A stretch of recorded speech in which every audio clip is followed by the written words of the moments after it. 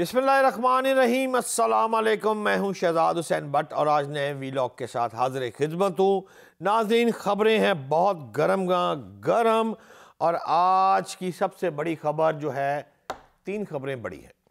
पहली ख़बर जो सबसे बड़ी है मेरे ख्याल के मुताबिक वो है सदर मुमलिकत आरिफ अलवी साहब, और आरिफ अलवी साहब का राब्ता हुआ है सिपह सलार पाकिस्तान आर्मी चीफ साहब से, और इमरान खान की वीडियोस के मुतल्लिक हुई है बातचीत कि वीडियो कहाँ से आ रही हैं और कैसे आ रही हैं। इसके साथ साथ जनरल्स की शहबाज शरीफ से मुलाकात और इमरान खान को वज़ीर आज़म बनाने की बातें, ये क्या हुई हैं बातें, ये किस तरह की हुई हैं बातें, और इमरान खान को वज़ीर आज़म बनाने में शहबाज शरीफ का अहम किरदार है। बड़ी हैरानकुन बात है। इसी तरह तीसरी खबर है काफ लीग में हो गई है तकसीम, खेल दिलचस्प हो गया है और नया वज़ीर आला कौन होगा, इन तमाम अमूर पर बात करते हैं। लेकिन सबसे पहले हम आगाज़ करते हैं सदर मुमलिकत आरिफ अलवी साहब। आरिफ अलवी साहब जो हैं वो कराची में एक मारूफ ताजर हैं और सनतकार हैं, समाजी शख्सियात हैं मुख्तलिफ। ये इस किस्म की एक बैठक है। उस बैठक के अंदर सदर मुमलिकत आरिफ अलवी साहब ने जो इंकशाफात किए हैं उनके मुताबिक जो गुफ्तगू हुई है, उस गुफ्तगू में आरिफ अलवी साहब ने सिपह सलार पाकिस्तान से ये गिला शिकवा किया है कि साबिक वज़ीर आज़म इमरान खान की जो ऑडियोज़ आ रही हैं और अब सुना जा रहा है कि वीडियोज़ भी आएंगी, तो ये मुनासिब नहीं है। मतलब सरगर्म हुए हैं सदर मुमलिकत आरिफ अलवी साहब, वो डेट भी दे रहे हैं। मुसलसल जो है निगोसिएशन के प्रोसेस में आरिफ अलवी का अहम किरदार है इस वक्त मुल्क की सियासत में, और वो चाह रहे हैं कि मार्च या अप्रैल के दरमियान कोई 2 माह ऊपर हो जाए या 1 माह नीचे हो जाए, ये प्रॉब्लम सॉल्व हो जाए और एक डेट ऐसी निकल आए जिस पर तमाम पार्टियाँ ना सिर्फ इमरान खान असम्बली डिज़ोल्व ना करें बल्कि शहबाज शरीफ और मियाँ मोहम्मद नवाज शरीफ साहब भी एक पेज पर हो जाए। असल मसला जो है आरिफ अलवी की निगाह में वो मिसाक जमहूरियत और मिसाक मौशियत, ये 2 अहम चीज़ें हैं। अब जो मिसाक जमहूरियत है वो तो पीपल्स पार्टी और मुस्लिम नून की है, उस पर भी हम बात करेंगे कि इसको एलेबोरेट हम किस तरह करते हैं और उस पर क्या आज अहम बात हुई है। लेकिन सबसे बड़ी जो बात है वो ये है कि सदर मुमलिकत आरिफ अलवी ने जो गुफ्तगू की है और जो गिला शिकवा किया है वो आज टीवी चैनल, समा चैनल टीवी चैनल और दीगर चैनल्स ने भी इसको ऑन एयर किया है।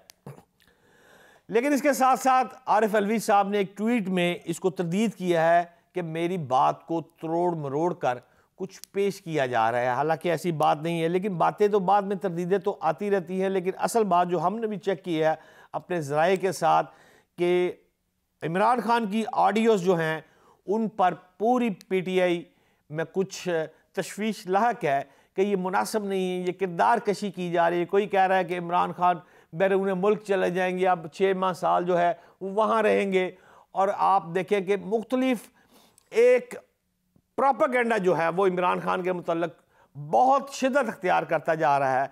और वो इतना शिद्दत अख्तियार करता जा रहा है कि आज लाहौर में जो फेडरल मिनिस्टर है ख्वाजा साद रफ़ीक, उनके वालिद की बरसी थी ख्वाजा रफ़ीक शहीद मरहूम की, तो उसमें भी ख्वाजा आसफ थे, MQM के खालिद मकबूल सिद्दीकी साहब थे और सरदार यासद, और लंबी फहरिस्त है।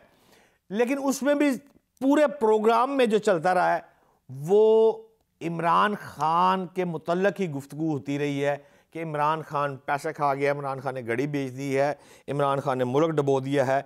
हालांकि मैं समझता हूँ, मेरी राय के मुताबिक, जो ख्वाजा साद रफ़ीक के वालिद मोहतरम थे, अल्लाह उनको करवट जन्नत नसीब करे, एक बहुत बड़ा आदमी था। और मैं चूँकि अंदरून शहर का रहने वाला हूँ, वो मेरे महल्लेदार थे, मैं उनको थोड़ा सा जानता हूँ। मैं छोटा था, ख्वाजा साद रफ़ीक साहब उस वक्त बहुत बड़े थे। लोहारी मस्जिद के पास इनकी रिहाइशगाह थी, उसके साथ ही मेरा भी वालिद का कारोबार था जहाँ पर मैं आया जाया करता था, और वहीं रहाइश भी हमारी करीबी थी।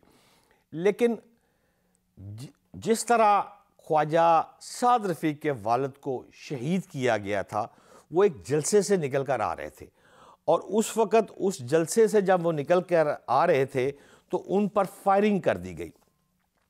ये आज जो उनकी बरसी थी, ये तकरीबन 50 साल पहले की बात है कि 50 साल पहले उनके वालिद को जो है वो शहीद किया गया था।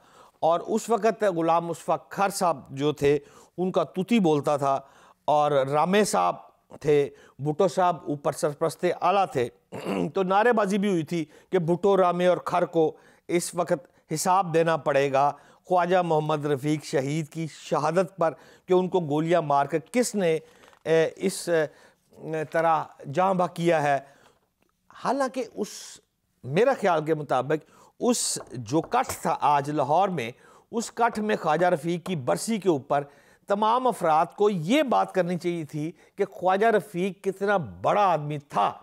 और ख्वाजा रफ़ीक शहीद के बाद उनकी जो बेवा थी, अल्लाह उनको जन्नत नसीब करे, बेगम फ़रद जो थी, बेगम फ़रद भी बाद में MPA बनी थी।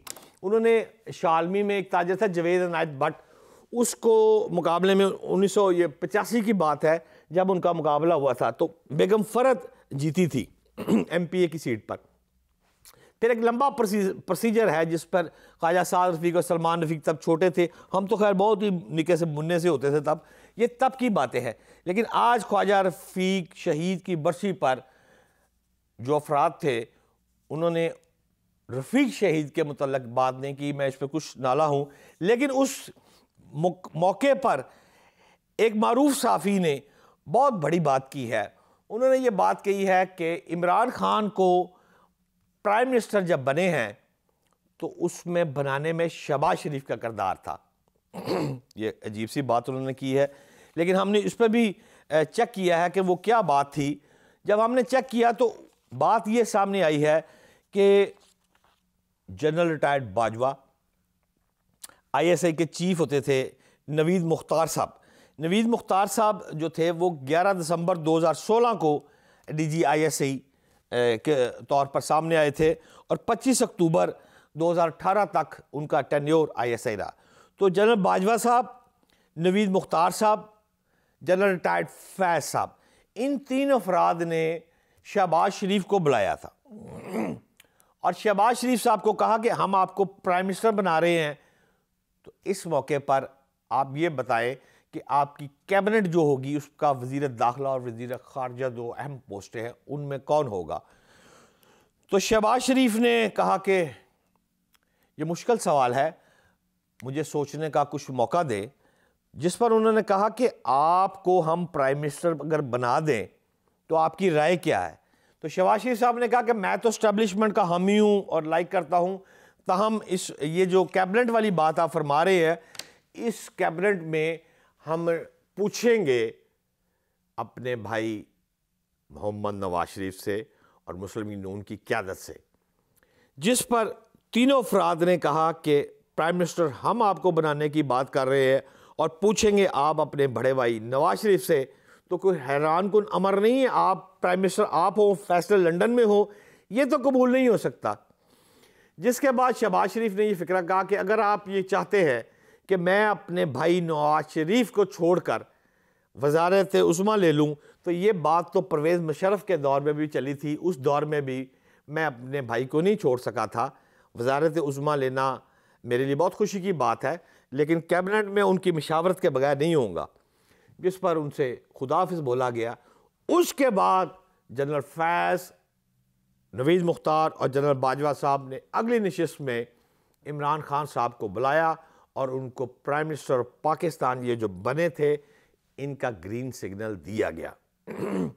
लिहाजा इस मौके पर फिर ये कहना कोई बुरी बात तो नहीं होगी कि इमरान खान को प्राइम मिनिस्टर बनाने में अगर कुछ कुव्वतों का हाथ था तो शहबाज शरीफ भी is one of them. Shahbaz Sharif ने भी वज़ीर आज़म इमरान खान को प्राइम मिनिस्टर ऑफ पाकिस्तान बनाने में अहम किरदार अदा किया। इसके साथ साथ नाज़रीन हम आपको आगे लेके चलते हैं। तो आगे है कि मुस्लिम लीग काफ में फड्डा अब ज़्यादा अरूज पर, वैसे तो सलाम दुआ भी नहीं है। एक लाहौर में घर है, ये परवेज़ लाई का घर है, ये शुजात साहब का घर है, एक छोटी सी दीवार है जिसको फलांगे इधर उधर जाया जा रहा है, और गाड़ियों का जो अभी तक ठहराव है वो तकरीबन पास पास ही खड़ी होती है, लेकिन इसके बावजूद मोहन सलाई और सालिक या शाफे की सलाम दुआ जो है वो हमारी इतलात के मुताबिक नहीं है। ताहम जो हमारी इंफॉर्मेशन है वो अब ये है कि मुस्लिम लीग काफ के जो सरबराह हैं चौधरी शुजात साहब, उनके बेटे सालिक और शाफे हैं। जब शाफे से हमारी बात हुई है तो शाफे ने ये हमें इंकशाफ किया है कि मुस्लिम लीग काफ के 10 अरकान सूबाई असम्बली में से 3 का हमारे साथ राब्ता हुआ है, और उस राब्ते के बाद कभी इम्कान है कि मुस्लिम लीग काफ जो है वो बहुत इकट्ठी हो जाएगी। ये जो है कि कुछ चौधरी परवेज़ लाई के खाते में, कुछ चौधरी शुजात साहब के खाते में, तो ये मुश्किल जो मरला है इसको हम अबूर करने में कामयाब हो जाते हैं। वो कहाँ तक कामयाब होते हैं ये तो वक्त ही बताएगा, लेकिन इतना मेरे को मालूम है कि अब जो डेट आ गई है वो है 11, और ये जो 11 की डेट है, इस 11 जनवरी की जो डेट है, इससे कबल आज भी इमरान खान के ज़मान पाक में इजलास हुआ है और ये मुशावरत की गई है कि हमने बंदे कैसे पूरे करने हैं। चौधरी परवेज़ लाई साहब 11 जनवरी से कबल ये चाहते हैं कि वो 186 का जो फिगर है उसको सामने लेके आए और बताएं कि मैं वज़ीर आला पंजाब बनने का अहल हूँ। इससे कबल क्योंकि अदालत फैसला करे, उनको ये साबित करना है कि मेरे पास तादाद है। उस तादाद को पूरी करने के बाद वो असम्बली डिज़ोल्व करते ही नहीं करने, वो तो बात की बात है। लेकिन नाज़रीन, बड़ी खबर ये मैं आपको ज़रूर दे सकता हूँ कि मेरी इत्तलात के मुताबिक इस वक्त पंजाब में एक सियासी बहरान जो है वो शिद्दत अख्तियार कर गया है, और वज़ीर आला पंजाब चौधरी परवेज़ लाई साहब के पास भी अफराद की अरकान असम्बली की कमी हो गई है। अगर वो ये साबित करना चाहे कि उनके पास अदम एतमाद के लिए मतलूबा तादाद पूरी है, तो उसमें से 5 से 6 अफराद जो हैं वो कुछ ठीक नहीं है। जी हाँ, मैं बड़े सोच समझ के कह रहा हूँ कि किसी मौके पर यह भी हो सकता है कि उस दिन उनको कोई ज़रूरी काम पड़ जाए, मुल्क से बाहर जाना पड़ जाए, मैं बीमार भी हो सकता हूँ, खुदा ना खासा मेरी मोटरसाइकिल गाड़ी का एक्सीडेंट भी हो सकता है, और उस मौके पर मैं गैर हाज़िर भी हो सकता हूँ। वो एक बात की बात है कि कदगन लग जाएगी और मैं नाहल हो जाऊँगा। ज़मनी इंतखाबात चलते रहते हैं ज़िंदगी में, ऐसी कोई बातें नहीं है। लेकिन इसके साथ साथ 5 जनवरी को हमजा शहबाज शरीफ भी लाहौर आ रहे हैं और मुकाबला फिर वैसे का वैसा ही है। लेकिन मैं आपको यहाँ ये भी खबर देता जाऊँ कि अगर चौधरी परवेज़ लाई के पास 5 से 6 अफराद की कमी है, तो फिर इससे डबल कमी जो है वो हमजा शहबाज के पास है। लिहाजा ये मामला मज़ीद तूल पकड़ गया है और ये फैसला होना मुश्किल हो गया है कि गेम इधर की है या इधर की है। दोनों के पास अफराद की कमी है, लेकिन ये आने वाला वक्त बताएगा कि फिर हम रन ऑफ इलेक्शन की जानिब जाएंगे या तरीके अदम एतमाद की जानिब जाएंगे। लेकिन फ़िलहाल जो फ़ैसला है वो मुझे मुमकिन होता नज़र नहीं आ रहा। ये बेल मंडेर चढ़ती मुझे नज़र नहीं आ रही। जो ही बेल मंडेर चढ़ेगी और किसी के पास तादाद पूरी हुई, वो हमजा शहबाज या चौधरी परवेज़ लाई, फौरी तौर पर आपको बताया जाएगा कि तादाद पूरी हो गई है। आज के लिए इतना ही, इंशाल्लाह मिलेंगे अगले व्लॉग में। पाकिस्तान जिंदाबाद।